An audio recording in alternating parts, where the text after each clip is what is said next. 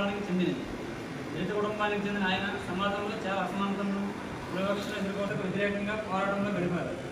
భారతీయ సమాజంలో సమానత్వం తీసుకురావడానికి ఆయన చాలా కృషి చేశారు. పొలిటికల్ సైన్స్లో డిగ్రీ పొందారు. ఎంఏ చేసేందుకు అమెరికా వెళ్ళారు. అప్పుడు అతని వయసు కేవలం 22 సంవత్సరాలు మాత్రమే. బాబాసాహెబ్ అంబేద్కర్ గారు న్యాయ నైపుణ్యం, వివిధ దేశాల రాజ్యాంగాల పరిజ్ఞానం భారత రాజ్యాంగ రూపకల్పనలో చాలా సహాయకారిగా నిరూపించబడ్డాయి.